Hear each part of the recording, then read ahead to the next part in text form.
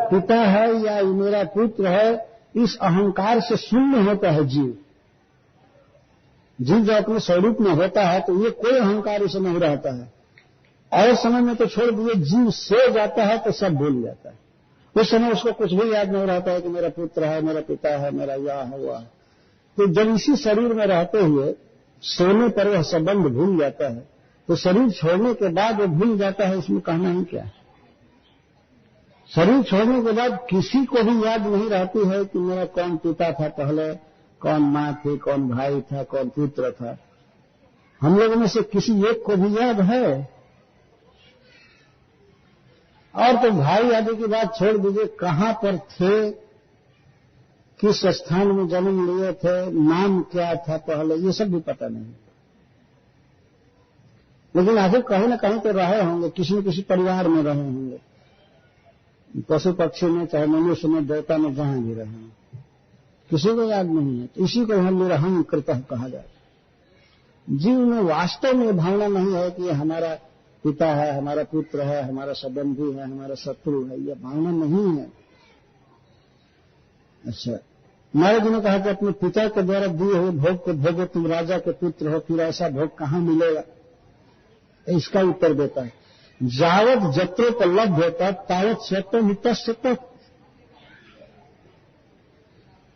व्यक्ति जहां जन्म लेता है, जिसके यहाँ कोई पिता बना, मां बनी, कुछ भी, तो जहां जन्म लेता है वहीं पर उसका स्वत्व रहता है।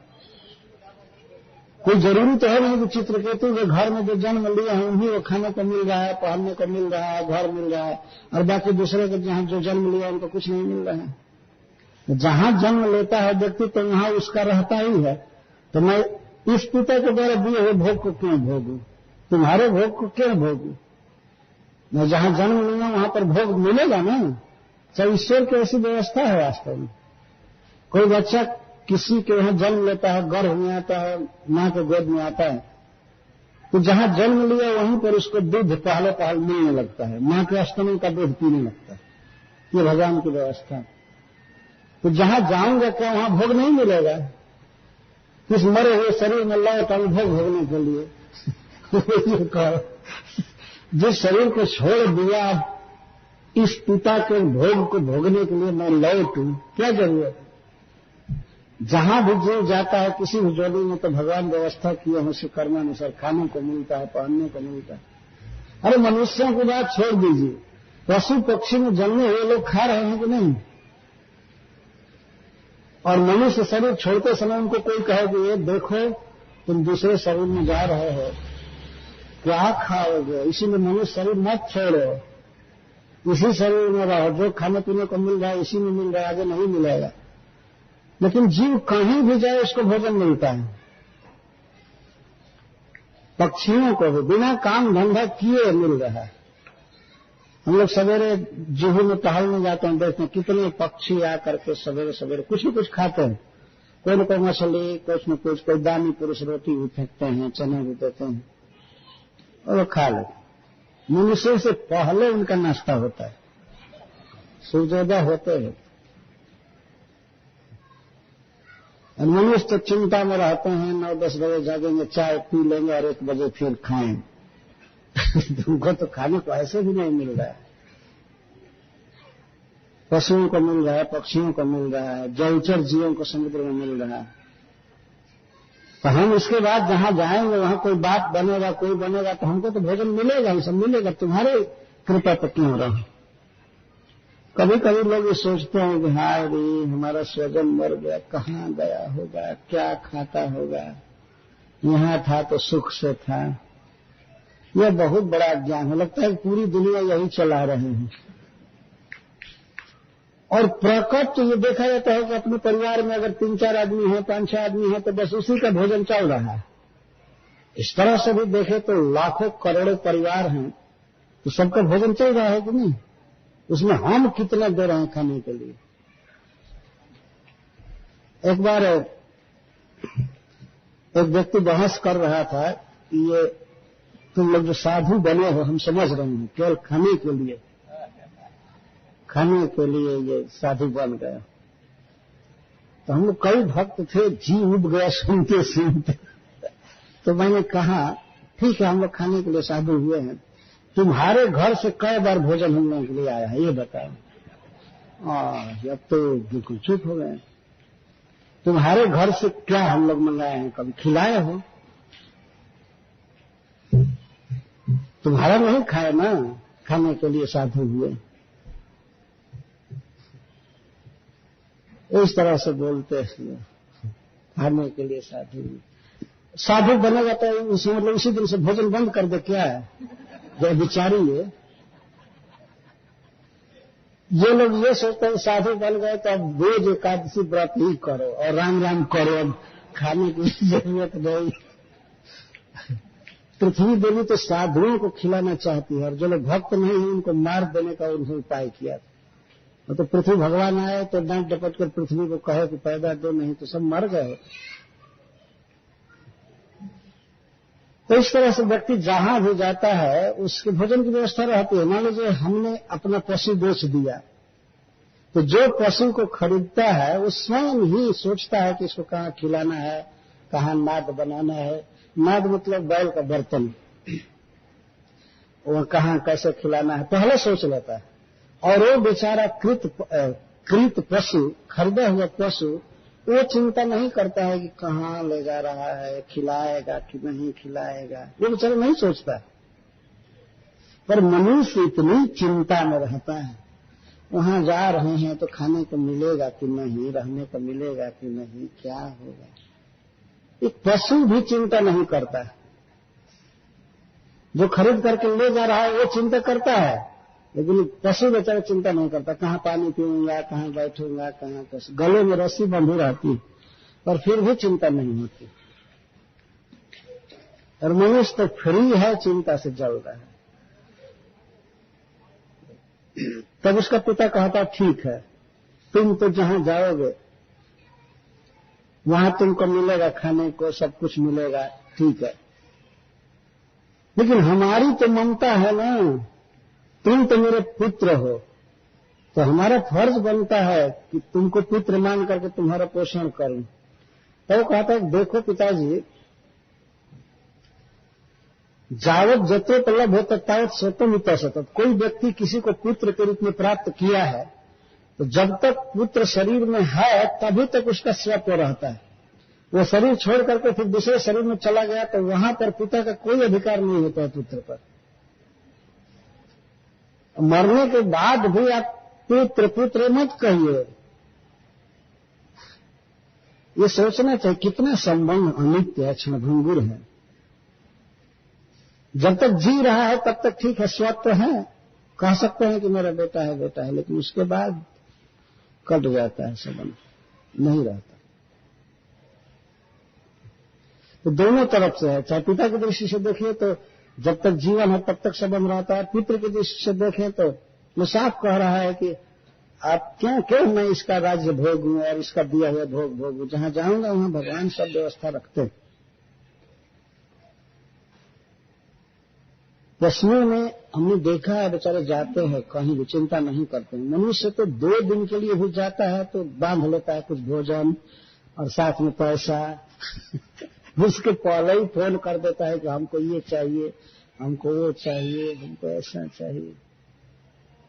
लेकिन जीवात्मा बहुत सुंदर उदाहरण दे रहा है कि पशु की तरह चिंता नहीं करनी चाहिए, भगवान सब देते। ऐसा नित्य अव्यय सूक्ष्म ऐसा सर्वाश्रय स्वदृक् आत्माया गुणैर विश्वम आत्मानं सृजते प्रभु। देह तो अनित्य है लेकिन जीव किस तरह से नित्य है इसको जीवात्मा बता रहा है। ऐसा नित्य अव्यय सूक्ष्म, पुनः कह रहा है ऐसा सर्वाश्रय स्वदृक् और आत्ममाया गुण विश्वम आत्मानं सृजते प्रभु।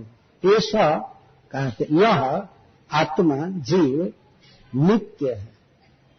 नित्य है का अर्थ है कि अनादिकाल से है और अनंत काल तक रहेगा। अच्छा, ये तो नित्य है। पहला लक्षण बता रहा, शरीर अनित्य है, शरीर को भी इसके साथ साथ रखना पड़ेगा। ऐसा नित्य परंतु शरीर है अनित्य। शरीर पहले नहीं था और बाद में भी नहीं रहता है। गर्भ में आने के पहले शरीर नहीं रहता है और गर्भ में भी इस रूप में नहीं रहता है। 2 महीने 3 महीने के बाद तब हाथ का धीरे धीरे पता लगता है कि इसमें से हाथ निकल रहा है। यह सिर का शिरोद्वाभ्याम और कर चरण 3 महीने के बाद और 4 महीने का जब जीव होता है तब उसके भिन्न भिन्न छिद्र प्रकट होते हैं।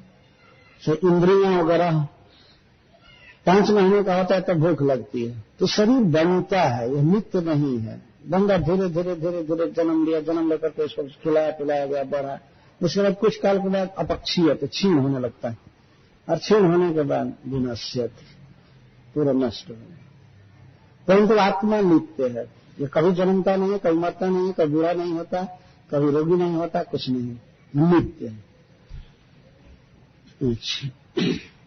तत्कुतः कैसे माने कि नित्य है? क्योंकि यह सूक्ष्म अव्यय है, क्योंकि यह अव्यय है। अव्यय का अर्थ है कि इसका जन्म नहीं होता है और इसका मरण नहीं होता है, इसको अव्यय कहते हैं, जो व्यय नहीं होता है। नित्य है, क्यों नित्य है? क्योंकि अव्यय है। अच्छा, तच्च कुतः अपक्षय शून्य। अव्यय का अर्थ होता है घटता नहीं है, बढ़ता नहीं है, और सूक्ष्म का अर्थ है कि जन्मादि शून्य, इसका जन्म आदि हो ही नहीं सकता। अच्छा, इसके बाद है सर्वाश्रय। जन्मादि में तो देहादि आश्रय में तो देहादि रूप इत्यर्थ। आत्मा देह का आश्रय है, देहमय नहीं है, देह से भिन्न है, देह का आश्रय। यह किसी से प्रश्न किया जाए कि आत्मा के कारण शरीर टीका है कि शरीर के कारण आत्मा टीका है, ये प्रश्न हो सकता है। कुछ लोग ये समझते हैं कि शरीर है इसलिए आत्मा इसमें बस रहा है। नहीं, आत्मा है इसलिए शरीर चल रहा है, या चाहे बढ़ता है घटता है, जो कुछ भी है, आत्मा है इसलिए आत्मा को सर्वाश्रय कहा गया। सर्वाश्रय का अर्थ है कि हाथ का, पैर का, आंख का, नाक का, सबका आश्रय। आत्मा है इसलिए देखने की शक्ति है, बोलने की शक्ति है, चलने की शक्ति है, खाने की शक्ति है। तो आत्मा के कारण शरीर चल रहा है, शरीर के कारण आत्मा नहीं चल रहा है। ये बहुत महत्वपूर्ण बात है समझने की। कुछ लोगों के मन में ऐसा विचार उठता है मायाबद्ध जीवों के कि शरीर खत्म हुआ बस आत्मा भी खत्म हो गया उसी और पढ़े लिखे लोग कहते हैं, वैज्ञानिक लोग, ये केमिकल्स जो हैं, मैटर सब बिखर जाते हैं तो चेतना भी लुप्त हो जाती है। और लाइफ कम्स फ्रॉम मैटर, ऐसा कहते हैं। मैटर के संयोग से कुछ चेतना उत्पन्न हो जाती है। नहीं, यह झूठी बात है। अगर ऐसी बात है तो श्रील प्रभुपाद जी कहते हैं कि इन लोगों को मैटर खुद सप्लाई कर दे, लोग चेतना पैदा करते रहे। क्या करेंगे? कुछ नहीं कर सकते। जीव के कारण शरीर है, शरीर के कारण जीव नहीं। देखते हैं जब ही जीवात्मा शरीर को छोड़ करके चला जाता है, शरीर के सारे अंग ज्यों के त्यों रहते हैं, वो कोई काम नहीं कर सकते। आत्मा के जाने के बाद ही शरीर की नाक काम नहीं करती है, आंख काम नहीं करती है, वाणी से बोलना बंद, हाथ का पैर का चलना, स्पंदन सब बंद हो जाता है। ये सर्वाश्रय। स्वदृक् और यह स्वप्रकाश है। दृक् का अर्थ है साक्षी अथवा प्रकाश, स्वयं चेतन है यह, इसलिए चेतना दूसरे तरह से नहीं भरी जा सकती। इसकी अपनी चेतना है, यह चेतनमय चिन्मय है जीव। और शरीर में जो चेतना है वह इसकी अपनी चेतना नहीं है। जिससे हमारा हाथ हिल रहा है, आंख देख रही है, पैर चलता है, तो यह है आत्मा की स्वाभाविक, शरीर की स्वाभाविक चेतना नहीं है। आत्मा की चेतना उधार ली गई है इसमें। आत्मा है इसलिए शरीर चेतन लग रहा है, नहीं तो यह है जड़। आत्मा अपने आप में चेतन है, उसमें चेतना का संचार दूसरा नहीं करता।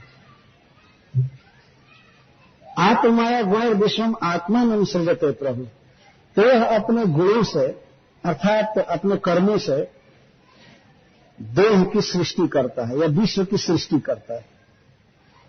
यह समर्थ है, देह का ये स्वामी है, प्रभु है। इस विषय पर थोड़ा विचार करने की जरूरत है कि आत्मा को तो ऐसा बना दिया गया है, लगता है जैसे भगवान है, यह अपने गुणों से विश्व की सृष्टि करता है। विश्व शब्द भी आया है आगे, विश्वम आत्मान, यह विश्व की सृष्टि करता है। लेकिन इसका तात्पर्य यह है कि वास्तव में जीव के लिए, जीव के कारण ही इस विश्व की सृष्टि भगवान ने किया है। अतः एक प्रकार से कहा जा सकता है कि विश्व का निर्माण जीव करता है। जैसे यह कहा जाए जेल के विषय में कि जेल का निर्माण कैदियों ने किया है, तो सुनने में तो गलत बात लगती है। ऐसा आप पाएंगे कि नहीं, जेल तो पहले से बना रहता है जेल पहले से बना रहता है, उसमें बाद में कैदी जाता है। परंतु एक सूक्ष्म दृष्टि से विचार किया जाए तो अपराधियों ने मिल करके जेल का निर्माण किया है। यदि अपराधी नहीं होते संसार में तो जेल सरकार बनाती नहीं, फालतू घर बनाने की क्या जरूरत। लेकिन आत्मज्ञेयी अपने गुणों से, क्राइम से कैदियों ने इस जेल का निर्माण किया। यही कारण है, भले एक दिन काम किए हो या न किए हो उसके कंस्ट्रक्शन में, लेकिन उनके कारण बनाया जाता है। इस तरह से इस जीव को कहा जा रहा है कि जीव अपने गुणों से, अपने कर्मों से इस विश्व का निर्माण किया।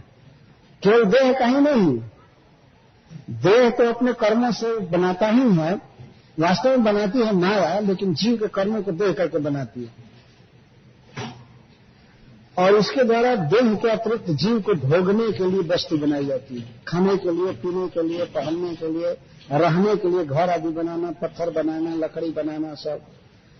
तो वास्तव में जीव इस विश्व का निर्माण करता है, निर्माण में कारण है, इसके लिए सृष्टि होती है। तो न यस्यापि प्रिय कश्चित ना प्रिय स्वकरोति वा एक सर्वधियाम दृष्टा कर्तृणाम गुणदोष है। फिर नारद जी ने यह कहा था कि हे जीव, तुम अपने सुहृदों के साथ भिड़ करके, उनके साथ रह करके, इनके साथ भोग भोगे, तुम्हारे बंधु बहुत तप्त हैं, तुम्हारे संबंधी रो रहे हैं। इस पर आत्मा कहता है, इस जीव कहता है कि आत्मा का कोई प्रिय नहीं है इस संसार में। न ही अस्य अति प्रिय कश्चित ना प्रिय स्वकरोति वा। इस आत्मा का न तो कोई प्रिय है, न कोई अप्रिय है, न कोई अपना है, न पराया।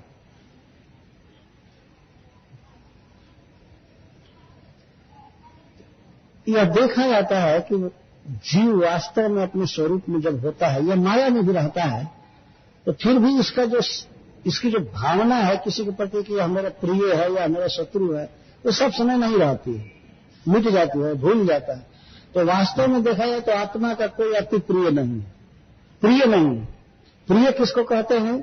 जब कोई वस्तु, जब कोई व्यक्ति अपने व्यवहार से किसी को सुख देता है, अनुकूल आचरण करता है, तो उस व्यक्ति को कहा जाता है कि वह उस व्यक्ति का प्रिय है। लेकिन वास्तव में आत्मा का हित कौन कर रहा है? कौन संबंधी ऐसा है जो उसका हित करता है और इस कारण से उसका प्रिय? कौन संसार में ऐसा है? कुछ भगवान के भक्तों को और भगवान को छोड़ करके वास्तव में जीव का कोई प्रिय नहीं, कोई प्रिय कर ही नहीं रहा है। ये संभव नहीं है। संसार में देखा जाता है परिवार में या और कोई संबंधी होते हैं तो उसको कुछ अनुकूल वस्तु देते हैं, प्रेम से बोलते हैं, तो लगता है कि आत्मा को सुख दे रहे हैं, लेकिन वो सुख नहीं है। जैसे कोई व्यक्ति स्वप्न देखता है तो सपना में कोई व्यक्ति अनुकूल भाव से प्रिय बन करके और उसको सोने का आभूषण दे या रेशमी कपड़ा दे, सपने में खूब मिठाई बना बना के खिला रहा है, लेकिन जगने के बाद पता लगेगा कोई प्रिय नहीं था, कोई कुछ नहीं किया। और इसी तरह से न अप्रिय, सपना में कोई किसी को खूब गाली दे रहा हो, पहचाना हुआ व्यक्ति खूब गाली दे रहा हो और इसके बाद घर में आग भी लगा दिया, बहुत प्रहार किया या मस्तक काट कर भी ले गया, मान लीजिए सब किया, गाली दिया, धन छीन लिया, मारा पीटा, लेकिन जगने के बाद कुछ नहीं, कोई अहित नहीं किया है उसने। हमने ऐसा सुना है, कभी कभी कोई व्यक्ति देखता है कि हमारी गर्दन कट गई है, तो जगने के बाद अपने हाथ से छू कर देखता है क्या और फिर कहीं खरोच उरोच तो नहीं है। सपना में चाहे कोई किसी को कुछ दे, सम्मान परक वचन बोले, अथवा कोई उसको गाली दे, सब छीन ले, मार करे, दोनों में कोई भेद नहीं है। उस व्यक्ति के लिए जो सो रहा है, निद्रा में है, सपना देख रहा है, उसके लिए वास्तव में न तो कोई उसका प्रिय किया, कोई प्रिय है ना अप्रिय। तो इस तरह से मायाबद्ध जीव है इस संसार में, माया के चंगुल में है, भोग रहा है दुख।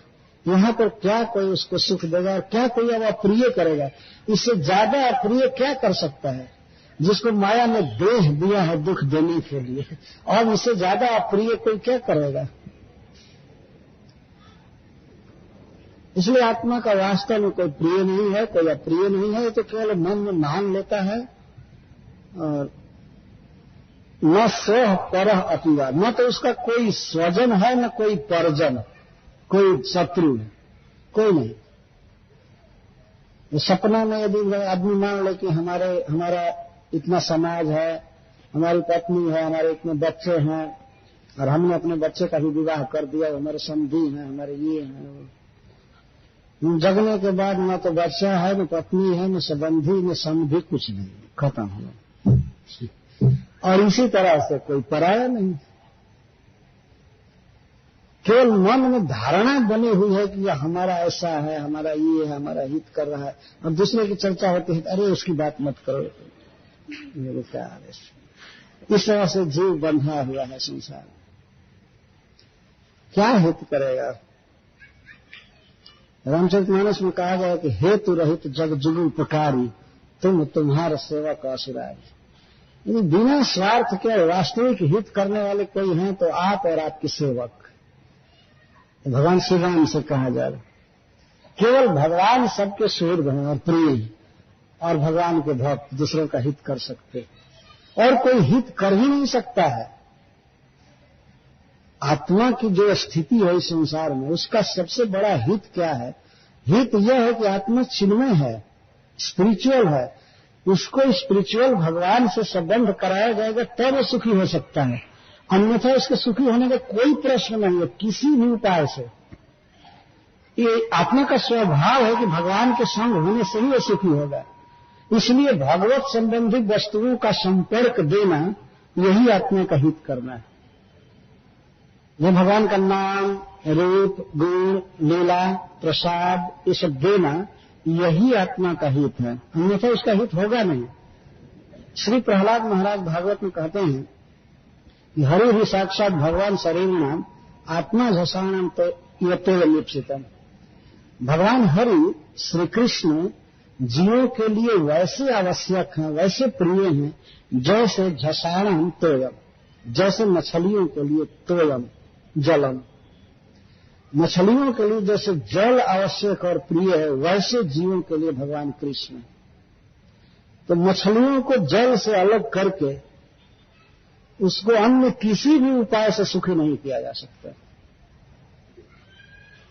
कोई व्यक्ति यदि पागल हो जाए और किसी मछली के विषय में सोचे कि ये तो जल की गुलामी कर रही है, इसको आजाद करना चाहिए, इसको आजाद करना चाहिए, और जाकर के कहे, हे मछली, oh fish, just come out of water, तुम इस जल से बाहर निकलो, क्यों इस तरह का दुख भोग रही है? उस मूर्ख को पता नहीं कि जल ही जीवन है उसके लिए, उसका स्वभाव है कि जल के भीतर ही वो सुखी रह सकती है। लेकिन कदाचित ममता बस सोचे कि अभी जल में उब रही है, जल में इसकी सांस फूल रही होगी, और वो कहे कि निकलो निकलो जल्दी, और ना निकले तो जबरदस्ती निकाल ले, और कुछ हवा में डाल दे, सांस लो थोड़ा अच्छा से, तो पानी से निकलते ही मछली की हालत बिगड़नी चालू हो जाएगी, वो छटपटाने लगे। जैसा आप लोगों ने देखा होगा किस तरह से मछली छटपटाती है पानी के बिना, और किस उपाय से उसे सुखी किया जा सकता है? किसी उपाय से नहीं।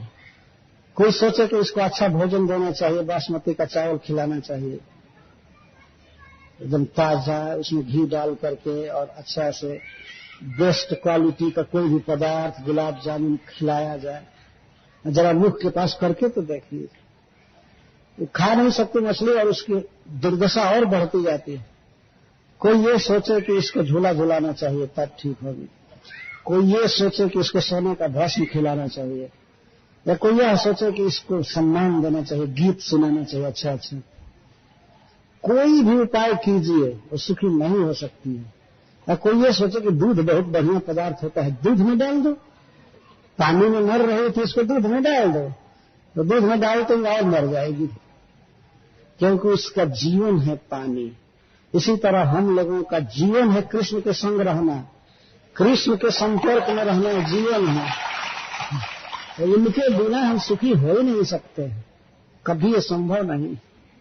कृष्ण से अलग रह करके सुख के चाहे लाखों कोटि उपाय किए जाए, लेकिन हमारा दुख ही बढ़ेगा, सुखी नहीं हो सकते। इसीलिए इस दशा को भक्ति विनोद ठाकुर कहते हैं कि कितना सो रहा है, कितना सो रहा है, उठो जागो। भगवान कह रहे हैं मैं तुम्हारी निद्रा तोड़ने के लिए, तुम्हारा ज्ञान दूर करने के लिए आया हूं, और क्या लेकर के आया हूं? हरिनाम लेकर के आया। एने छी औषधि माया नासी बारे लागी, हरि नाम महामंत्र लव तुम्हें मांगे। भगवान कहते हैं श्री चैतन्य महाप्रभु कि मैं तुम्हारा हित करने के लिए, तुम्हारा रोग दूर करने के लिए एने छी औषधि लाया हूं। कोई पूछे कि क्या औषधि लेकर के आया है, तो कहते हैं हरि नाम महामंत्र। तो कोई कहे कि तो दे दीजिए, लाया है तो बांट दीजिए। तो भगवान कहते हैं लव तुम्हें मांगी, कम से कम मांगोगे तब ना, ऐसे कैसे दे दे इतना बहुमूल्य वस्तु। इसका मतलब जिज्ञासा तो होनी चाहिए, लेने की इच्छा तो होनी चाहिए। तब वो कहते हैं लव तुम्हें मांग, तुम मांग लो दे दूंगा। इतना सुनते हैं भक्ति विनोद ठाकुर चरणों में गिर कर मांग लिए। भगत विनोद प्रभु चरण पढ़िया सही हरिनाम मंत्र लई ल मांगिए। भक्ति विनोद बहुत चतुर है, वो अपने को कह रहे हैं कि प्रभु के चरणों में गिर करके मांग लिया। क्या मांग लिया? हरे कृष्णा कृष्णा कृष्णा हरे हरे, हरे राम राम राम हरे। तो वास्तविक हित है जीवात्मा का इसमें। यदि कोई अपने पुत्र का, अपनी पत्नी का, अपने भाई का, अपने पिता का, अपने स्वजनों का, संबंधियों का हित करना चाहता है, तो उसे भगवान का नाम सुनाना चाहिए और भगवान की लीलाओं के संपर्क में लाना चाहिए, भगवान की कथाओं के संपर्क में, भगवान के श्री विग्रह, मंदिर, भक्त, इन सब के संपर्क में लाना चाहिए। तब जीव सुखी होगा, नहीं तो नहीं होगा। तो जीवात्मा बोल रहा है अपने पिता चित्रकेतु के प्रति कि क्या हित करेंगे आप हमारा, कौन किसका प्रिय करता है, क्या अप्रिय कर सकता है, कौन पराया है, कौन अपना है। एक सर्व ध्यान दृष्टा कर्तृणाम गुण दोष है। जीव एक है। यहाँ एक से तात्पर्य है परिवार आदि के संबंध से शून्य है। जीव को अकेले ही रहना पड़ता है। जीव का स्वभाव ऐसा है कि वो हमेशा अकेले रहेगा। हमको याद आते एक बार एक जगह पर भात बना रहे थे कुछ में, तो मैं देखा भात को उतार लिए, उसका मांड निकाल दिए और ऊपर से ठंडा पानी डाल रहे थे भात पर। तो मुझे बड़ा आश्चर्य हुआ, ये क्या कर रहे हैं। तो उसमें से एक व्यक्ति बताया इसलिए ऐसा किया जाता है कि भात के जो कण हैं वो एक दूसरे में सटे न, अलग अलग रहे, इसके लिए किया जाता है। वो सट जाएगा तो क्या हो जाएगा, आखिर शाम करके सबको तो एक साथ सटा करके ही मुख में डालते हैं। नहीं, ऐसे अलग अलग रहते हैं। तो जीव इस तरह से अलग अलग रहता है, उसका स्वभाव। अकेले मरता है, अकेले जीता है, बीमार भी होता है तो अकेले। हम ऐसा नहीं कि घर में अब सर्दी हुआ एक लड़के को तो सबको होगा, एक हॉस्पिटल जाएगा तो सब जाएंगे, नहीं। एक अकेले जीव आता है, अकेले जाता है और अकेले सुख भोगता है, अकेले दुख भोगता है। जीव कह रहा है तो फिर क्या आप रट रहे हैं कि मेरा पुत्र। एक सर्व ध्यान दृष्टा कर्तृनाम गुण दोष है।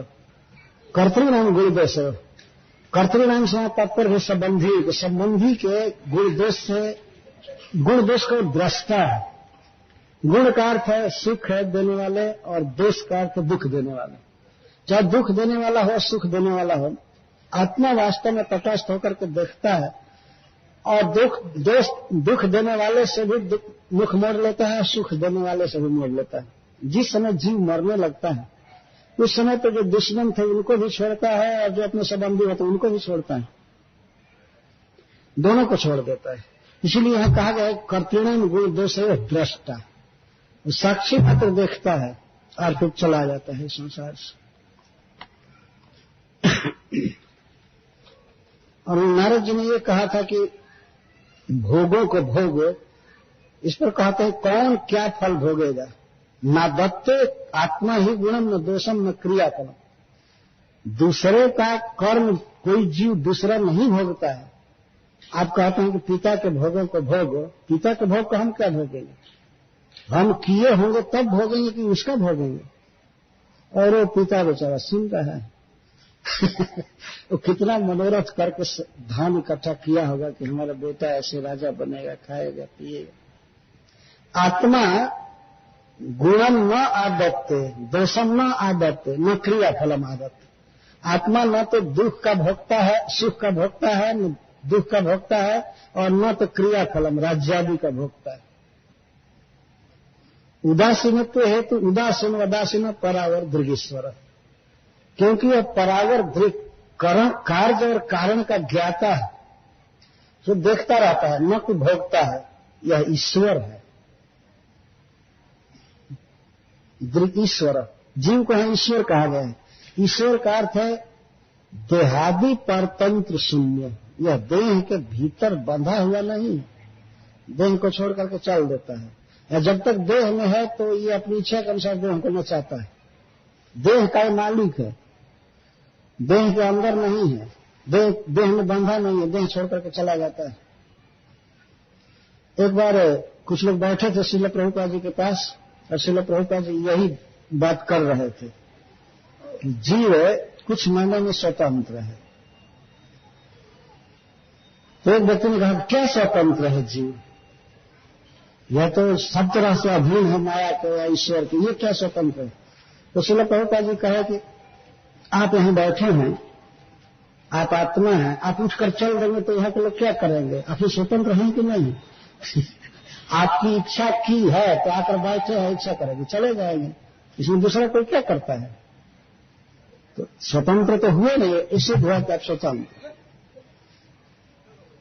ये प्रश्न होगा कि आत्मा देह को छोड़ता है कि देह आत्मा को छोड़ता है? तो देह आत्मा को छोड़े इसको तो कहना ही बेकार है, क्योंकि देह में कोई चेतना तो है नहीं, ये बुद्धि तो है नहीं कि अब मैं इसको छोड़ूंगा। लेकिन आत्मा देह को छोड़ देता है, यह देखा गया।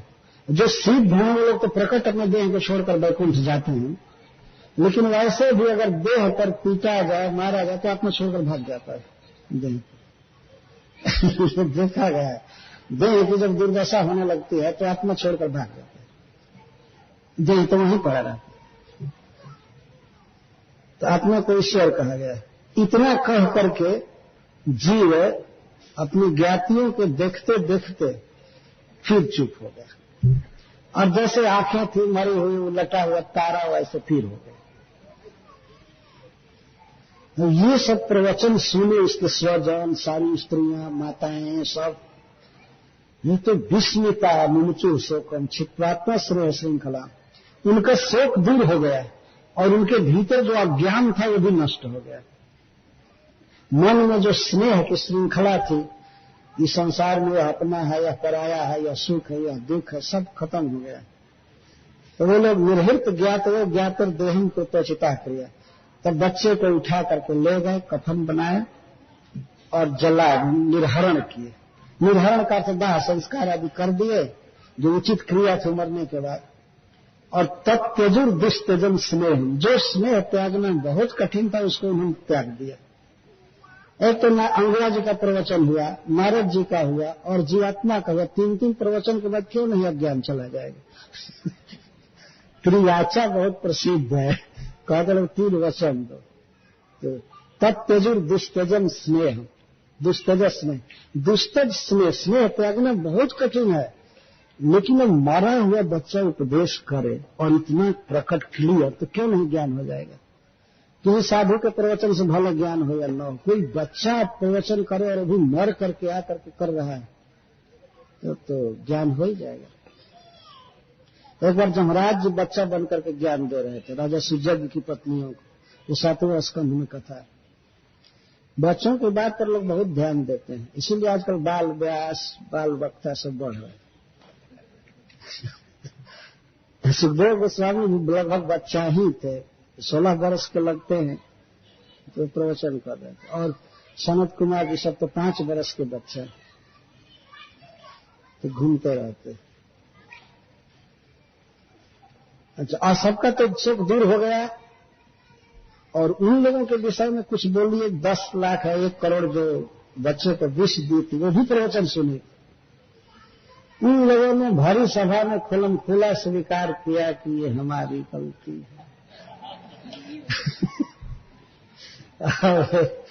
तो बालक में वृणिता तत्र बाल हत्या हत्या प्रभा, बच्चे की हत्या करने से उन स्त्रियों का तेज नष्ट हो गया। कितना देर बेचारी अपने को छिपाए रखे, चेहरा कुम्हला गया।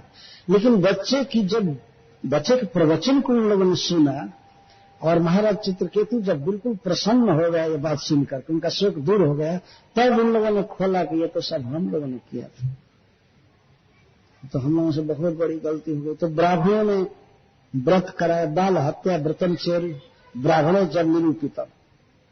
ब्राह्मणों ने बताया कि इसके लिए ये प्रायश्चित करना है, ऐसे करना है, ये करना है। जमुनायाम महाराजा स्मरंतो दिग्भाषित, जमुना जी के तट पर जाकर के, मथुरा की ही कथा है, जमुना जी के तट पर जाकर के उन स्त्रियों ने बहुत से उपवास व्रत आदि किया, लेकिन हमेशा उनको द्विजभाषितम अंगिरा जी की और नारद जी की बात याद आती रहती थी कि ये जो सब पुत्र आदि का संबंध है ये सब क्षणभंगुर है, और क्षणभंगुर नहीं बल्कि महादुखदायी है। इसलिए उन लोगों में भी पुत्र प्राप्ति की इच्छा समाप्त हो गई।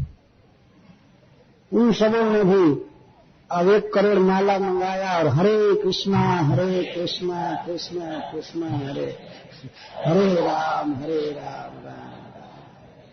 और राजा चित्रकेतु की भी कोई दोष बुद्धि नहीं रहे उन स्त्रियों में, तो समझ गए कि ये सब ईश्वर का विधान था।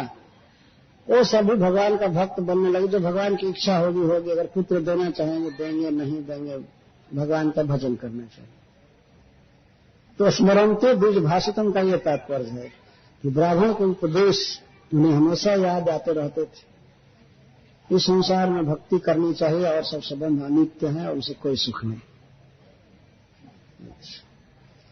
अब चित्रकेतु महाराज को विषय सुन लेना चाहिए, वो क्या किए। सयुत्थम प्रतिबुद्धात्मा चित्रकेतु द्विजोक्ति भी गृहांधकूपात निष्क्रांत सरह पंका दिवद्वीप।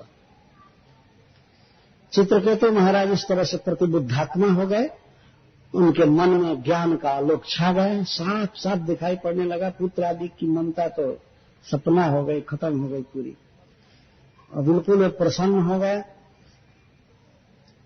ब्राह्मणों की उक्तियों से, मतलब अंगिरा और नारद जी के उपदेशों से बहुत प्रभावित हुए और गृहांध कूपात निष्क्रांत, गृह रूपी अंधकूप से निकल गए।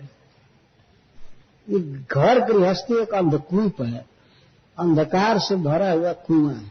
इसे व्यक्ति मानता रहता है ये मेरी है, ये मेरा है, वो है, ये करना है, वो करना है, ये जरूरी काम है, ये है वो। एक माला भी जपने की फुर्सत नहीं रहती है इस गृहांधकूप में गिरने। तो निकल गए। इनके निकलने का उदाहरण दे रहे हैं। सरह पंका द्वीप, जो 2 बार पानी पीता है उसको द्वीप कहते हैं। हाथी एक बार सूंड से पानी लेता है और एक बार ये पीना हुआ और दूसरा लेकर तो मुख में डाल, इसलिए हाथी को द्वीप कहते हैं। 2 बार पीने वाला द्वीप हाथी। जैसे हाथी सरोवर के पंख से निकल जाए, इस तरह से वे निकल गए। ये घर गृहस्थी बहुत भारी पंख है, दलदल है, हमने तो हाथी को नहीं देखा है, लेकिन दूसरे पशुओं को फंसा हुआ देखा है जब मिल करके निकाला गया है। बरसात में नदी आती है और शरद काल में नदी का पानी घट जाता है तो कहीं कहीं पंख जमा रहता है नदी के तट पर, बहुत गहरा, कई मीटर पंख। तो उसमें कोई पशु जाता है तो धंस जाता है, जितना जोर लगाता है निकलने को उतना ही और धंसता जाता है। मान लीजिए कोई हाथी धंस रहा हो, इस तरह दलदल में धंस गया हो, तो हाथी तो और भारी होता है और निकलने की चेष्टा करता है, लेकिन और धंस रहा है। तो इस तरह चित्रकेतु धंसते जा रहे हैं। आए थे निकालने के लिए अंगिराज, लेकिन ये गजराज और धंस रहा था और पुत्र प्राप्त करके और धंस रहा था।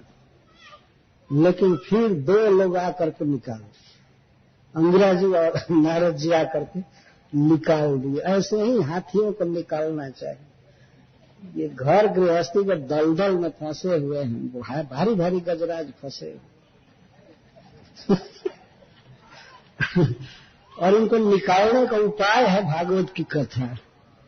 ये भागवत की कथा आकर के ब्राह्मण दोनों अंगिराज जी और नारद जी उपदेश किए, बस निकल गए दलदल से। यहाँ निकलने का अर्थ यह नहीं कि घर से निकल जाना है, उस भावना से, ममता से, राग द्वेष आदि चिंता से मुक्त हो, ये निकलने का मतलब। यह नहीं समझना चाहिए कि अब घर छोड़ करके चल दिया बस निकल गया। नहीं, मन में ये भावना होना कि मैं इसका पिता हूं, मैं इसका पुत्र हूं, मैं इसका संबंधी हूं, मुझे ये करना चाहिए, वो करना चाहिए, उसके लिए करना है, वो करना है, यह दलदल है। और जितना ही आदमी व्यवस्था करने को सोचेगा उतना ही और धंसता जाता है।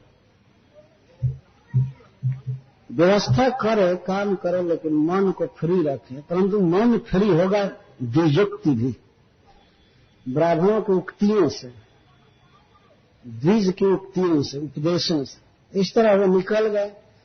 जैसे हाथी महापंख से निकल जाए, वैसे गृहांध कूप से निष्क्रांत निकल गए, ज्ञान हो गया।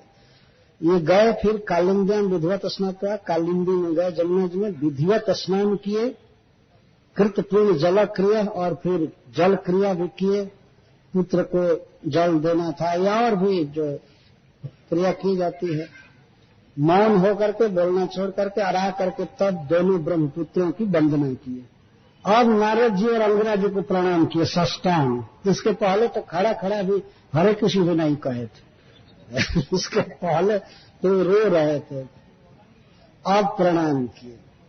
प्रणाम करने के बाद तब श्री नारद जी ने इन्हें उपनिषदों का स्तोत्र, ओम नमो भगवते वासुदेवाय,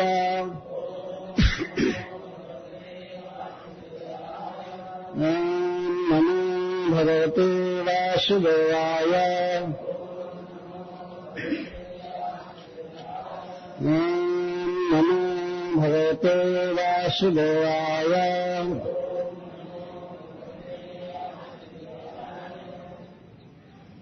अध्याय 17। श्री शुक उवाच यतश्चान्तर्हितो अनन्तः तस्यै कृत्वा दिशे नमः विद्याधरश्चित्रकेते चचार गगने चरः सलक्षम् दर्शलक्षाणाम् अव्याहत बलेन्द्रियः स्तूयमानो महायोगी मुनिभिः सिद्धचारणैः कुलाचलेन्द्रद्रौणीषु नाना संकल्पसिद्धिषु रेणु विद्याधरस्त्रीभिः गापयन् हरिमीश्वरम्। श्री शुक उवाच। श्री सुखदेव गोस्वामी ने कहा, जतः जिस, अंतर्हितः च अंतर्हितः अंतर्हित हुए, अनंतः भगवान शंकर सिंह, अनंत तस्यै उस कृपा करके विषय दिशा को नमः नमस्कार। विद्याधर विद्याधर बने हुए चित्रकेतु महाराज चचार विचरण करने लगे। गगने चरह विमान से।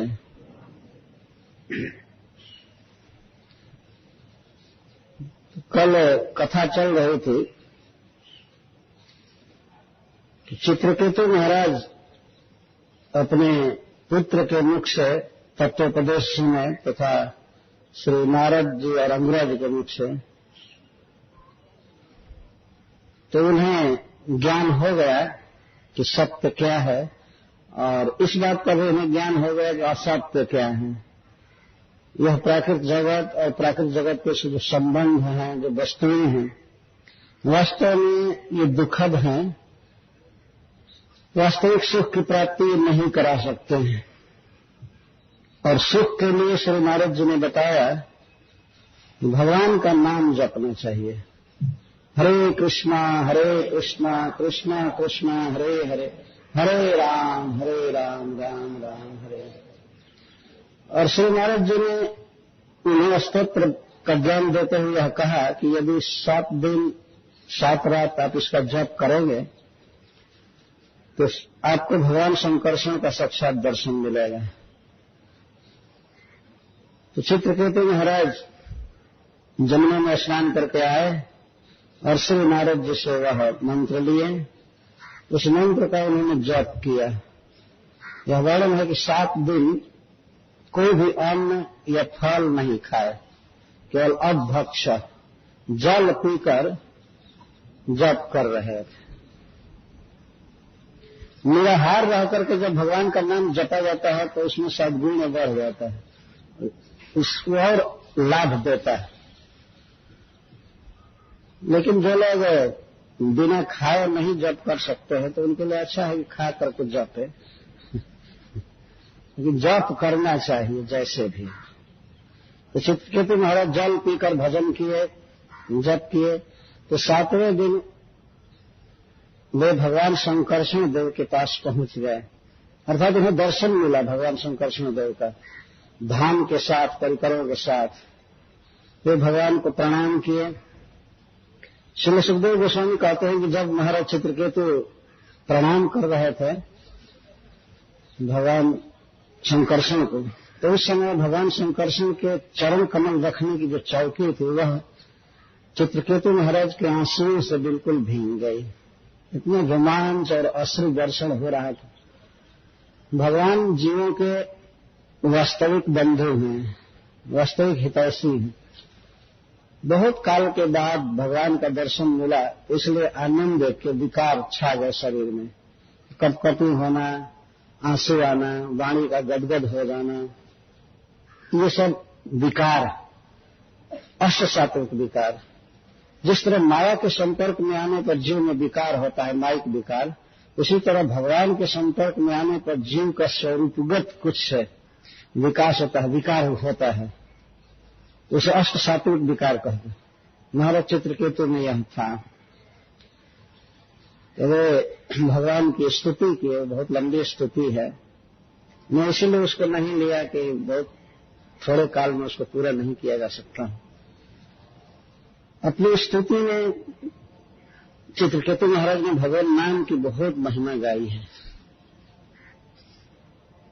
तो जब स्तुति पूरा कर चुके तो भगवान ने भी पुनः उनको ज्ञान दिया। जैसे नारद जी ने ज्ञान दिया था, वैसे श्री भगवान वाचो, श्री भगवान स्वयं अपने मुख कमल से इनको ज्ञान दिए। वह भी बहुत काफी है। ज्ञान प्राप्त करने के बाद, भगवान का दर्शन करने के बाद चित्रकेतु महाराज विद्याधर हो गए। वैसे जप करने के कारण ही विद्याधर हो गए। विद्याधर देवताओं की एक जाति है। ये मनुष्य थे, लेकिन भगवान का जप करने से देवत्व को प्राप्त हो गए। देवता जैसा उनका शरीर सुंदर हो गया। वही शरीर छोड़ करके दूसरा शरीर प्राप्त नहीं किए।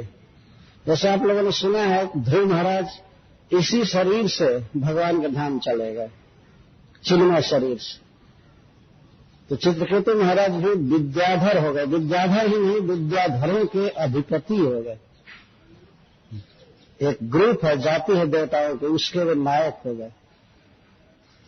और भगवान ने उनको एक विमान दिया, जो चिन्मय विमान था, दिव्य विमान था। उस पर चित्रकेतु महाराज भ्रमण करने लगे। तो इस श्लोक से प्रारंभ कर रहे हैं कि जतश्चांतर हितोनंतः, जिस दिशा में भगवान अंतर्हित हुए, संकर्षण दर्शन दे करके, बात करके, तस्यै कृत्वा दिशा नमः, उस दिशा को चित्रकेतु महाराज ने प्रणाम किया।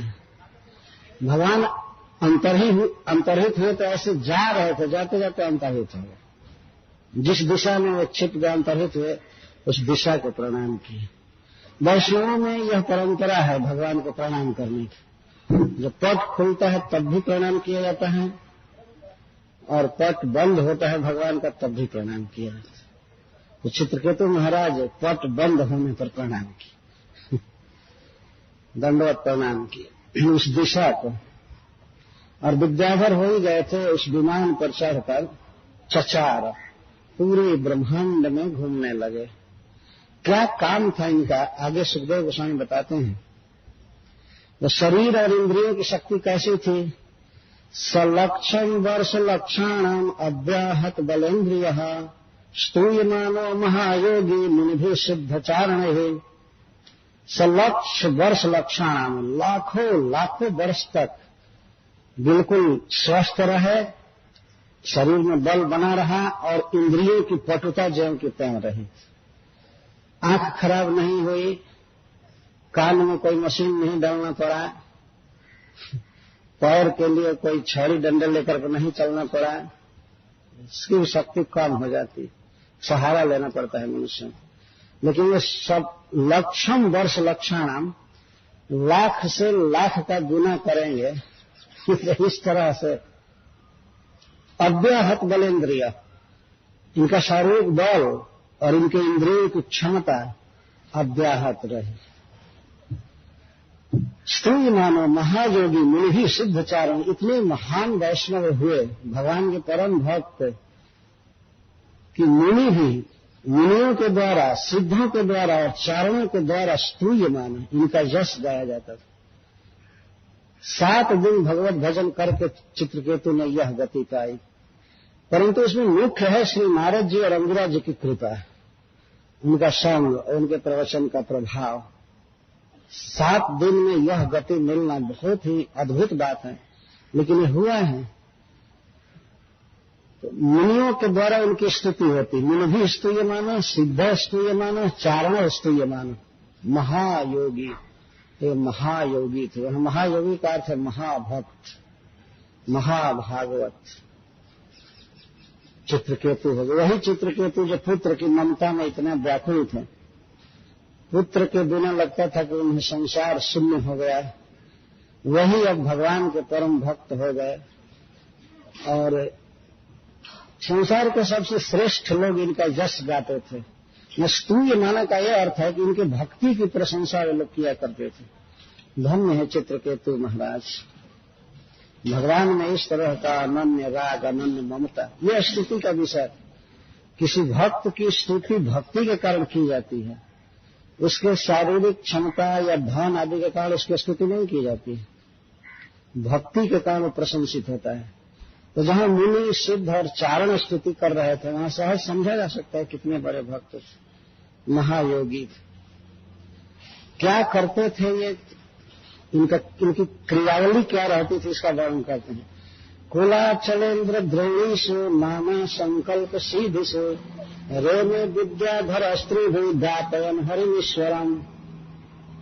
इनका मुख्य काम था हरिम ईश्वरम गापयन, कीर्तन कराना और सुनना। श्रवण कीर्तन में रत रहते थे। कहां कहां? कुलाचल, मेरु पर्वत के द्रोणीषु, घाटियों में, जहां पर संकल्प मात्र से सभी वस्तुएं मिलती हैं, वहां पर विद्याधरों की स्त्रियों के साथ रेमे, विद्याधरों की परम सुंदरी स्त्रियों के साथ रहते थे, परंतु बहुत ही सावधानी से सुनना चाहिए क्या कार्य करते थे। स्त्रियों के साथ थे लेकिन इनमें बिल्कुल आसक्त नहीं थे। क्या इनका काम था? गापयन हरिम ईश्वर। स्त्रियों का कंठ बहुत सुंदर होता है, तो बिना बाजा के भी गाते हैं तो बहुत अच्छा लगता है। स्त्रियों को अपने साथ रखते थे और उनके द्वारा भगवान की कीर्ति गवाते थे। यही इनका कार्य था। गापयन हरिम ईश्वरम, यहां सुखदेव गोस्वामी स्पष्ट कह रहे हैं कि स्त्रियों में आसक्त नहीं थे। हरिम गापयन हुए में, रेने का अर्थ रमण करते थे। कैसे? कीर्तन कराते हुए, सुनते हुए, इसी में रमते रहते थे। तो संत च रमंती च, इसमें रम रहे थे।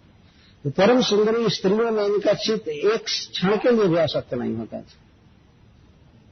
यह इनके जीवन की सिद्धि थी। अपने जीवन में चित्रकेतु महाराज ने जो सबसे अधिक पसंद किया वह था भगवान का यश गान, और जो गाने में कुशल थे उनको साथ रखते थे। स्त्रियां गाने में कुशल होती हैं, स्वर की, विद्याधरों की, गंधर्वों की, अप्सराएं, उनके साथ रहते थे। विद्याधर स्त्री भी बहुवचन में बहुत सी स्त्रियां रहती थी और उनके साथ केवल भगवान का कीर्तन गाते थे, जस गाते थे। आनंद विवर्धनम प्रतिपदम, भगवान के कीर्तन में, गुणानुवाद में इतना रस है कि वह आनंद के समुद्र को भी प्रतिक्षण वर्धित करता है।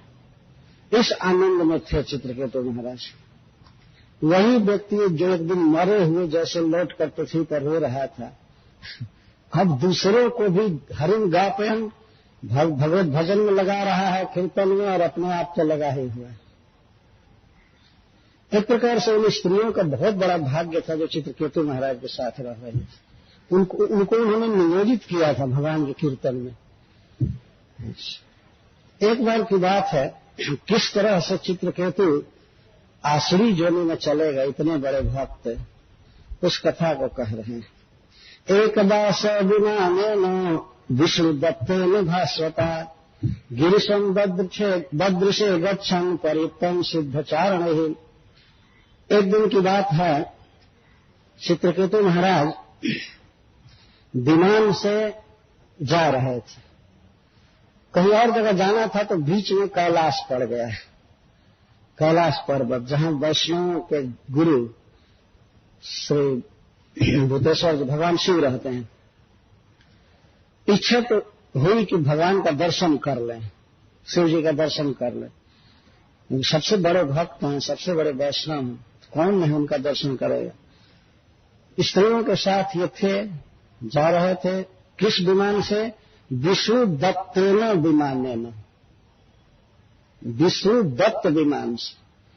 किसी बोइंग फैक्ट्री में विमान नहीं बना हुआ था, भगवान ने डायरेक्ट दिया था, वो स्पिरिचुअल विमान था, उस पर वे घूमते थे। उसमें कभी पेट्रोल नहीं डालना पड़ता था कहीं कुछ भी नहीं, ऐसा नहीं कि कोई नट बोल्ट खराब होकर गिर जाए या कुछ हो जाए। और बहुत बड़े नगर के समान था, उस पर बहुत से लोग थे, स्त्रियां थी, और हमेशा उसमें बस कीर्तन होता रहता था, कीर्तन जश गाया जाता था भगवान। तो उस भाष्य का, उस परम भास्वान तेजस्वी चमकते हुए विमान से वो जा रहे थे गच्छन, तो उन्होंने गिरिशन बद्री से गए कैलाश पर। तो भगवान विष्णु, भगवान शिव की छवि वे देख रहे थे, अपने आप स्त्रियों के साथ थे। ये ध्यान देने की बात है। परंतु वो स्त्रियां सब वस्त्र पहन करके थी, भगवान का जश गा रहे थे। तो विमान नीचे उतरा, वो तो इच्छागामी विमान था, आकाश में किसी भी ऊंचाई पर रुक सकता था, कहीं भी।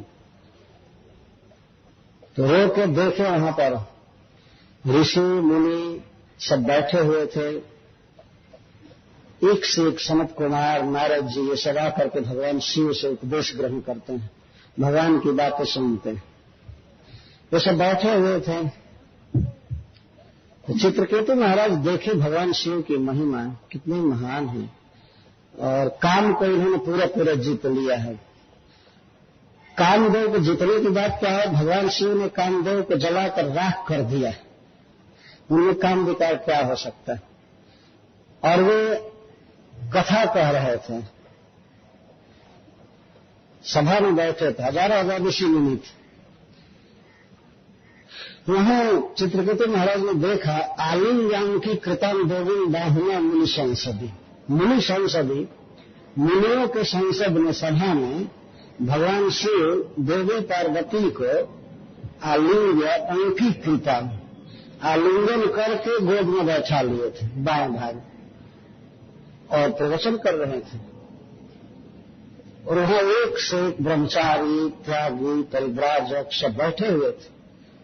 यह एक अद्भुत दृश्य था कि ब्रह्मवाद में रत, कृष्ण कथा में रत व्यक्ति अपनी पत्नी को गोद में बैठा करके प्रवचन कर रहा है।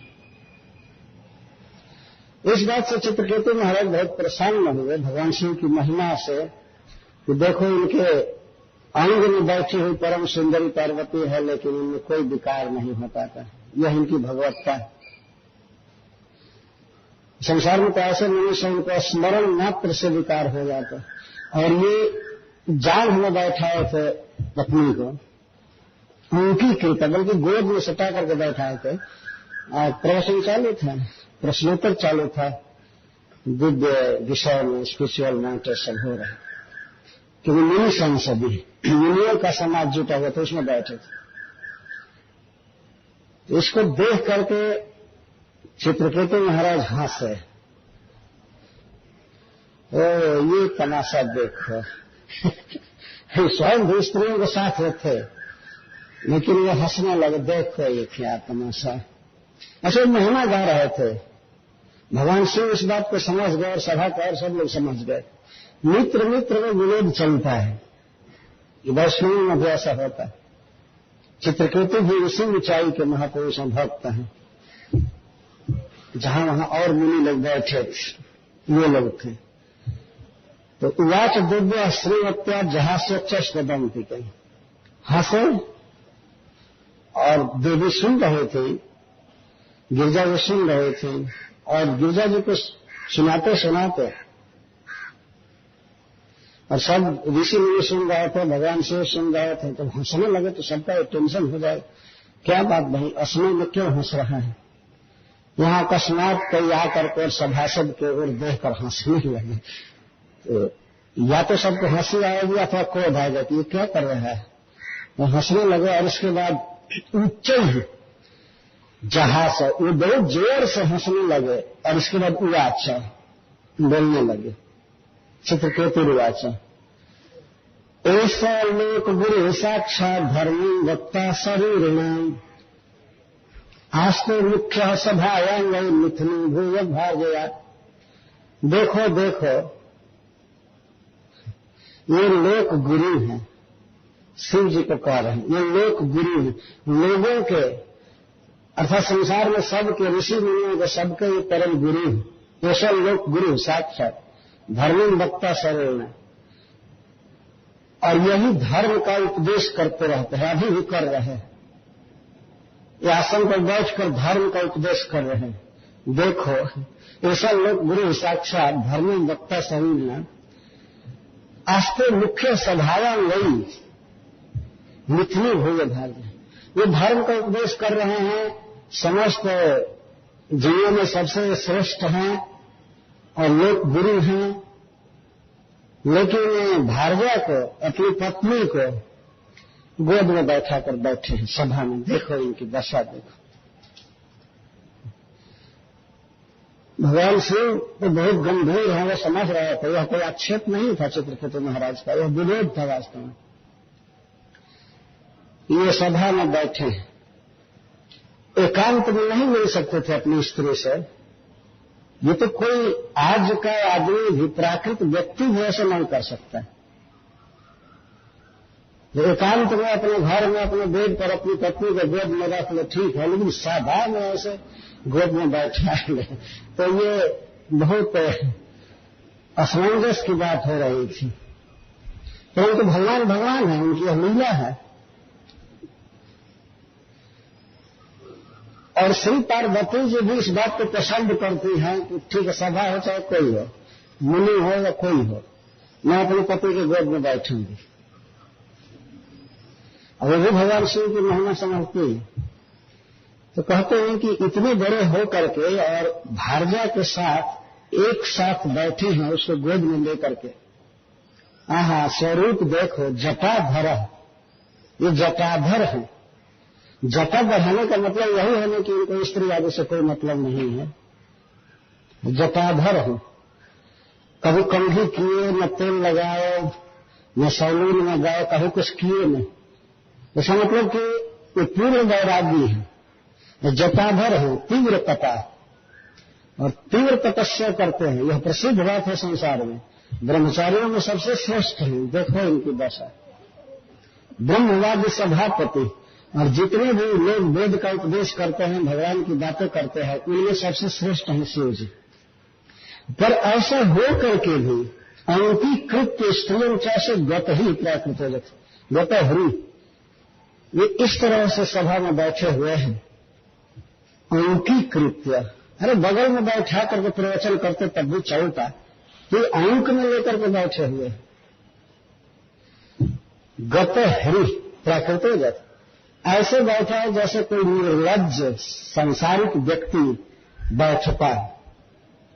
कोई सांसारिक व्यक्ति है जो स्त्री आदि को अपने जीवन का सब कुछ समझ चुका है, वह स्त्री को कभी छोड़ेगा नहीं, कहीं भी जाए वह साथ में अंक में बैठाता रहे। तो प्राकृत व्यक्ति, निर्लज्ज व्यक्ति जैसे स्त्री के साथ व्यवहार करता है वैसे ही हो गए। फिर चित्रकेतु महाराज कहता नहीं, उससे भी गए दूते हो गए। वो अभी बेचारा मिलता है तो एकांत में मिलता है पत्नी से। प्रायश प्राकृताश्चात स्त्रियों रहस्य विभूति, प्राय देखा गया है कि प्राकृत व्यक्ति भी, अत्यंत विषय लंपित व्यक्ति भी स्त्री से एकांत में मिलता है रहस्य। परंतु अयम महाव्रत धर विभर्ति सदसी स्त्रिय, ये महाव्रत धारण करने वाले समस्त देवताओं के भी गुरु, ऋषियों के गुरु, ये सदसी स्त्रियों विभर्ति, सभा में स्त्री को टांग कर बैठे हैं। देखिए इनकी दशा। ये महाराज चित्रकेतु के जीवन का वह मोड़ आ गया जहां पर इनको अब असुर योनि में जाना पड़ेगा। जो कुछ भी था, इनका हृदय शुद्ध था। ये भगवान शिव की महिमा गा रहे थे, बड़ाई कर रहे थे, लेकिन ऐसे समय पर कर रहे थे कि इन पर अपराध लग गया। और इस तरह से किसी को बोलना, और जब गोद में रह करके पत्नी को बैठा तो आप ही कोई दूसरा रास्ता पकड़ कर चले जाइए। आपको इतना बुरा लग रहा है तो रास्ता दूसरा पकड़ा जा सकता था। तो दूसरी बात तो थी कि उस सभा में बड़े से बड़े ऋषि मुनि बैठे थे, क्या उनमें से एक को भी ऐसा नहीं लगा कि शिव जी पता असल कर रहे हैं? सोचना चाहिए था ना।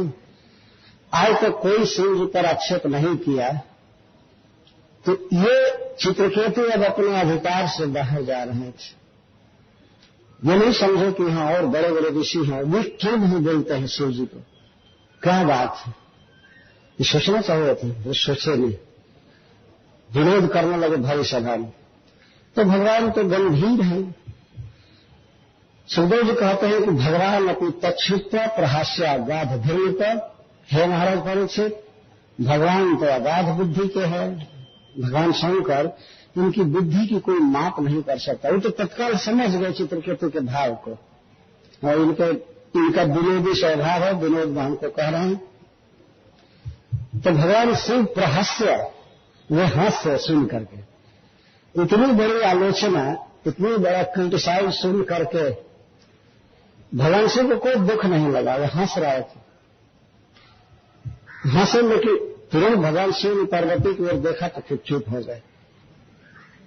नहीं तो अब डर रहे थे भगवान की ये बंद हो जाएगी। ऐसा बोल रहा है आकर सभा में, और वो तो हंस रहे हैं, कुछ एक्शन लेना चाहिए ना। उसके माता पार्वती के कहने का यह भाव था, इसलिए भगवान तुरंत फिर चुप हो गए। सुखदेव गोस्वामी कहते हैं कि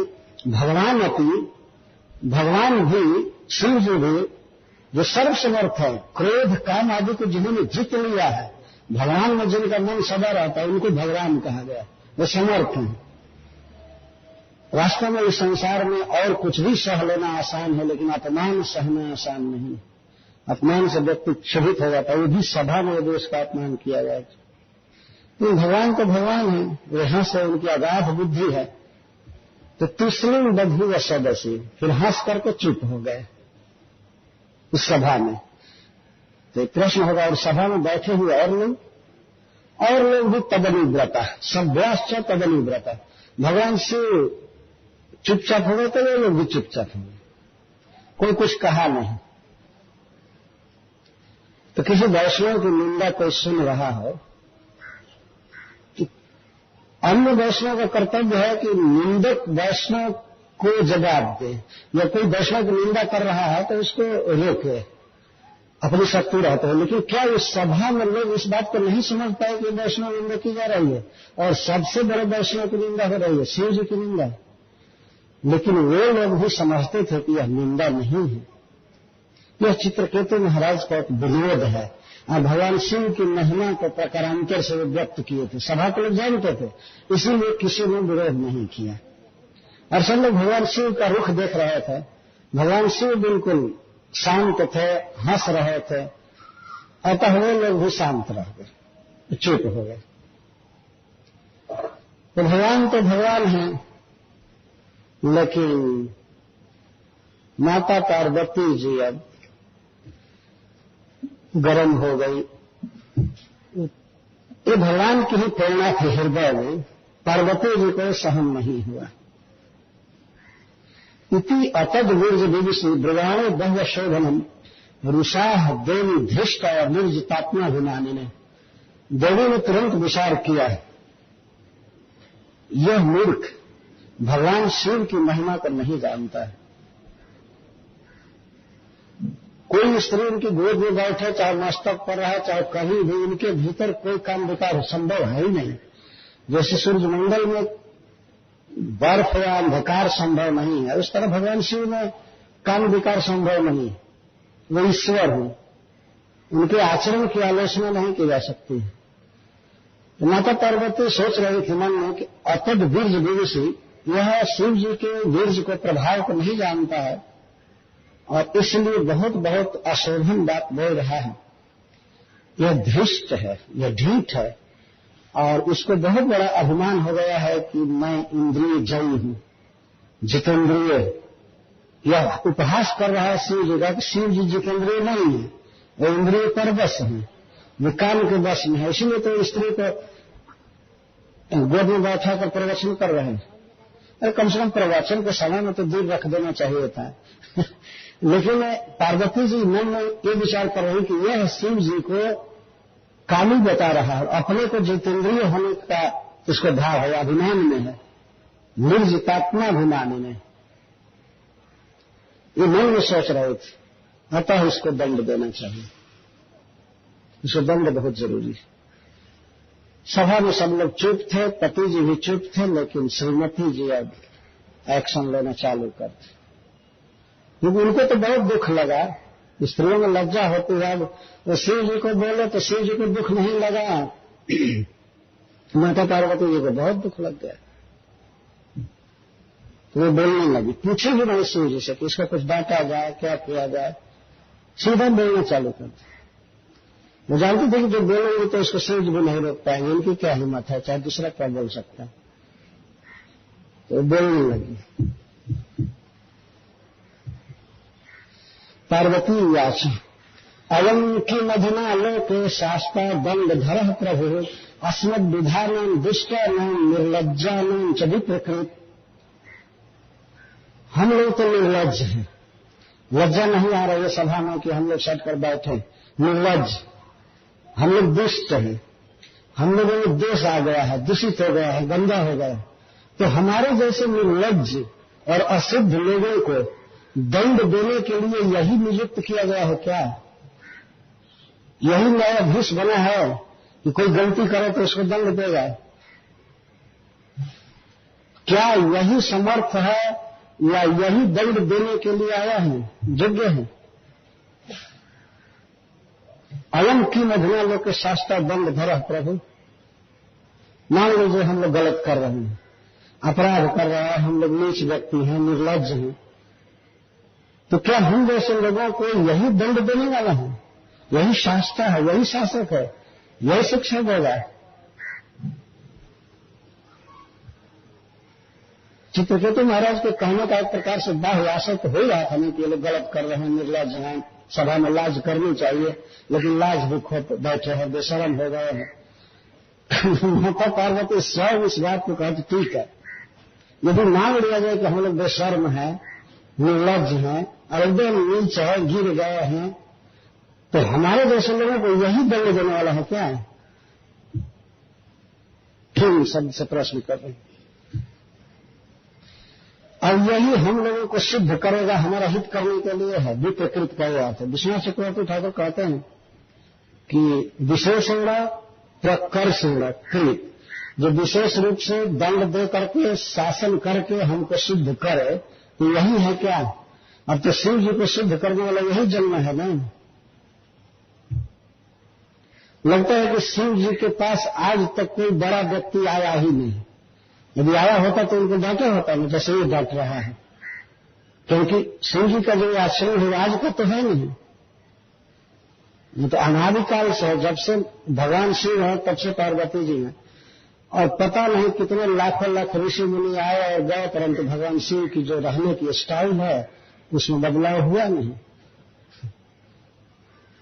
इस पर माता पार्वती कहते हैं, नवेद धर्म किल पद्म योनि, क्या धर्म का सच्चा रहस्य पद्म योनि ब्रह्मा जी नहीं जानते हैं क्या? ब्रह्मा जी ने कभी नहीं रोका शिव जी को ऐसा करने से। मैं तो गोद में बैठे हूं, बार बार ब्रह्मा जी भी कभी नहीं रोके।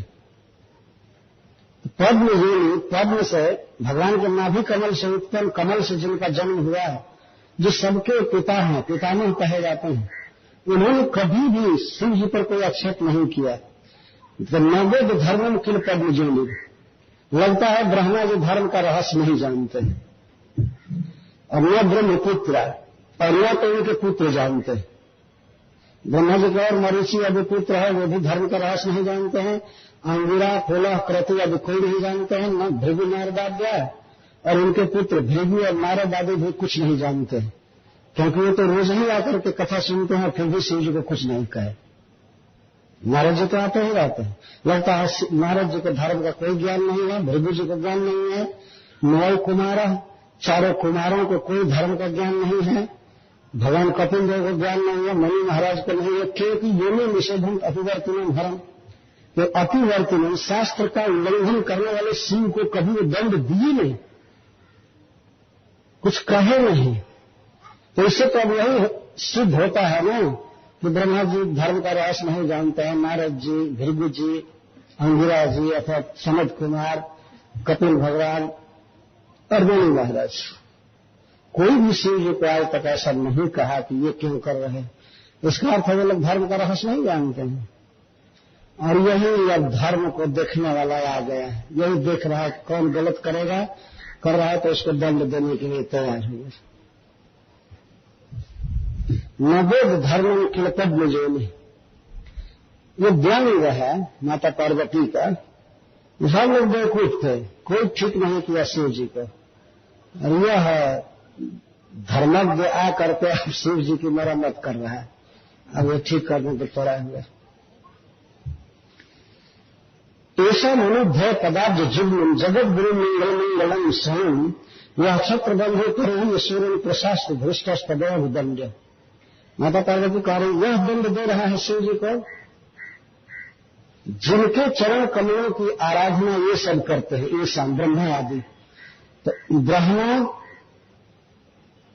और ब्रह्मा जी के पुत्र भृगु नारद आदि, मनु और कुमार, ये सभी भगवान शिव के पदाब्ज जुग्म चरण कमल जुगल की आराधना करते हैं, जिनका नाम ऊपर। ये सब लोग भगवान शिव की पूजा करते हैं, आराधना करते हैं, कि कृपा चाहते हैं। ऐसे प्रभु को जो जगत के गुरु हैं, सबके हितोपदेष्टा हैं, मंगल मंगल स्वयं, जो स्वयं धर्म के स्वरूप हैं, स्वयं परम मंगल में हैं, ऐसे भगवान को परिभूय, सूर्य परिभूय, यहां इस सभा में बड़े बड़े विद्वानों को पराभूत करके, उनका तिरस्कार करके अर्थात उनकी उपेक्षा करके वह भगवान शिव को प्रशास्ति, ये प्रशासन कर रहा, दंड दे रहा धृष्ट या ढीठ है, तब अयम ही दंड, यही दंड है, इसी को दंड देना है। ये दंड देने चला है शिव जी को, अब इसी को दंड दिया जाएगा। अयम ही दंड, यह दंड, यह अपराधी। अब इतना कह करके दंड देने के लिए बिल्कुल तैयार हो गई। माता पार्वती पूरा क्रोध में हो गई थी। अब इसको मैं दंड दे रही हूं। फिर उसकी अयोग्यता को, चित्रकेतु महाराज की अयोग्यता को कह रही हूं। नाम रहते वैकुंठ पाद मूले को सर्पण संभावित मति स्तब्ध साधु परिपाशितम। यह स्तब्ध मति, संभावित मति स्तब्ध, संभावित का अर्थ अपने से ही स्वयं ही अपने को बहुत बड़ा समझ रहा है, अपने को बहुत बड़ा समझ रहा है, स्तब्ध है, अनम्र है, उदंड है। अतः यह भगवान विष्णु के चरण कमल के मूल में रहने योग्य नहीं है। ऐसे दुष्ट को भगवान के चरण में नहीं रहना चाहिए। ये पार्षद हो चुके थे भगवान के। पार्षद मतलब वैकुंठ में नहीं गए थे, इस जगत में थे। इस तरह भगवान के बहुत निकट पहुंचे थे। लेकिन माता पार्वती कहते हैं कि अयम वैकुंठ पाद मीने के सर्पणम न अर्हति। यह भगवान विष्णु के चरण कमल के पास जाने योग्य नहीं है, क्योंकि अपने से ही अपने को बहुत बड़ा मान रहा है, अनम्र है, उदंड है। अब साथ दे रही है। अतः पापी यसी जोनी आश्रम जाहि दुर्मते। अतः अरे दुर्बुद्धि, तुम पापी आश्री जोनी में जाओ। अभी देवता हो, तुम भगवान के चरण कमल के पास रहने योग्य नहीं हो। तुम्हारा अभिमान जो बढ़ा है इसीलिए कि तुमको भगवान का दर्शन हुआ है, इसीलिए तुम शिव जी के सिर पर पैर देने चालू किए। अतः तुम आश्री जोनी में चले जाओ। कैसी आश्री जोनी?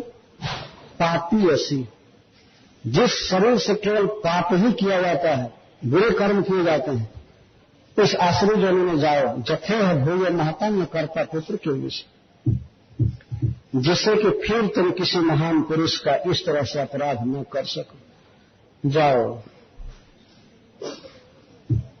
इतना बड़ा साथ दे दिया, बहुत बड़ी बात हो गई। इतने बड़े भक्त को जो भगवान के श्रवण कीर्तन में मस्त थे, भगवान में जिनका वास्तव में प्रेम था, और उनको इस तरह से साथ दे दिया जाए, यह उचित बात नहीं थी वास्तव में। परंतु प्रकारांतर से देखा जाए तो चित्रकेतु महाराज को शीघ्र ही अपने पास बुलाने के लिए भगवान की यह एक कला थी, उपाय था। चित्रकेतु महाराज के भगवत विजय को और प्रदीप्त करने में एक कारण हो गया। असुर शरीर में जाएंगे चित्रकेतु महाराज, लेकिन उस शरीर में इससे 100 गुना भक्ति बढ़ जाएगी उनकी, यह देखा गया है। तो माता पार्वती का साथ भी चित्रकेतु के लिए वरदान सिद्ध हुआ है। माता पार्वती साथ दे रही थी। अतः पापी यशु जोनी आश्रम जाहि दुर्मते, जाहि का अर्थ जाए, जथे अभोग महता न करता पुत्र किल विषय, और पुत्र कह रही है। इसके द्वारा यह भी सिद्ध होता है कि माता पार्वती के हृदय में दया है। वो भी समझ रहे हैं कि इस तरह से ये उद्दंड रहेगा तब तो भगवान का चरण कमल से मिलना बहुत कठिन हो जाएगा। इसलिए उन्हें कृपा करने के लिए दंड दिए। उन्होंने स्पष्ट कहा कि ऐसा होगा तब तुम किसी भी सत्पुरुष का या वैष्णव का, महान पुरुष का इस तरह अपमान नहीं कर पाओगे, ये कह दिया। तो बहुत कुछ आशा की जा सकती थी कि चित्रकेतु महाराज भी साथ दे सकते थे। तो चित्रकेतु महाराज बहुत बड़े व्यक्ति थे, तो इनमें भी सामर्थ्य थी साथ देने की, लेकिन उन्होंने दिया नहीं। एवं सप्तश्चित्रकेतुर्विमाना दौरुष, इस प्रकार हंसी हंसी में जब चित्रकेतु महाराज को ऐसा घोर साथ हुआ, तब वो विमान से उतरे। अब उतरे नहीं थे, उतर करके और माता पार्वती जी को प्रणाम किए। प्रसादो वंश सत्य मूर्धना नम्रेण भारत, जब विमान से उतर गए और उतर करके आकर के माता जी को प्रणाम किए नम्रेण मूर्धना, सिर बिल्कुल झुक गया था चरण में पार्वती जी के, प्रणाम किए और कहने लगे। चित्रकेतु उवाच, चित्रकेतु महाराज बोले, प्रतिगृह्णामि ते शापम आत्मनो अंजलि अंबिके, हे अंबिके, हे माता, माता पार्वती जिनको अंबिका कहते हैं, हे अंबिके, मेरे प्रति जो आपने साथ दिया मैं उसको सिर से स्वीकार कर रहा हूं, मैं स्वीकार कर रहा हूं। क्यों? क्योंकि देवै मर्त्याय जब प्रोक्तम पूर्व दृष्टम तस्य, देवताओं के मुख से किसी मनुष्य के लिए कुछ बात निकल जाती है तो वह पहले से ही उसके कर्मानुसार होने वाला होता है, तब देवताओं के मुख से निकलता है। मुझे आसुरी योनि में जाना था, इसलिए आपके मुख से यह निकला हुआ है। तो मुझे